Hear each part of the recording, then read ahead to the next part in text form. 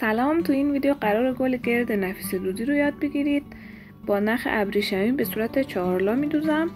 2 رشته نخ یک اندازه رو کنار همدیگه بذارین. 2 سر باز نخ رو دوباره کنار همدیگه بذارین و سوزن رو نخ کنید. ته نخ حالت حلقه میشه که بهش لوپ هم میگن. اینطوری راحت سر نخ رو میتونید قسمت وسط محکم کنید. اول 4 دسته نخ پایینی رو از وسط یک کوک میزنید. بعد 4 دسته نخ رویی رو هم همینطوری میبندید.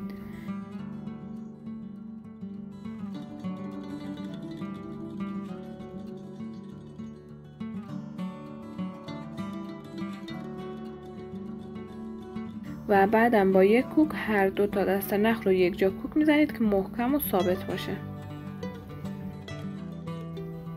قسمت تارکشی و بقیه دوختای این الگو رو هم تو ویدیوهای قبلی آموزش دادم، میتونید ببینید.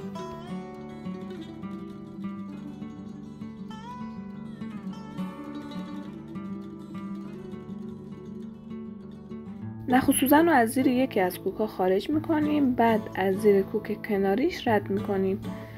نخ وسط 2 تا کوک قرار داره. برمیگردیم از زیر کوک قبلی و بعدی سوزن رو رد میکنیم. در واقع از زیر 2 تا کوک که نخ وسطشون قرار داره سوزن نخ رو رد میکنیم. بعد دوباره نخ سوزن رو از زیر کوک قبلی و بعدی جایی که نخ وسط قرار داره رد میکنیم. روش دوخت همینقدر ساده است، فقط همین کار رو تکرار میکنید و این دور زدن یک کوچولو زمان بره، ولی خب همینطوری به دوخت ادامه بدید گلتون کامل میشه.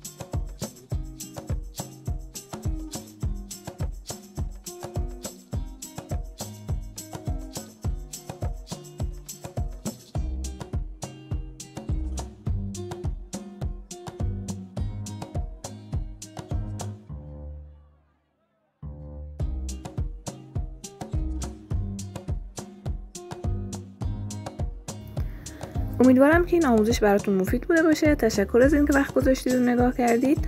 اگر ویدیو رو دوست داشتید حتما لایک کنید و برام کامنت کنید که آموزش بعدی دوست دارین چی باشه. چون نفیس دودی رو کامل میخوام آموزش بدم، برای اینکه ویدیوهای بعدی رو از دست ندید کانال منو هم سابسکرایب کنید.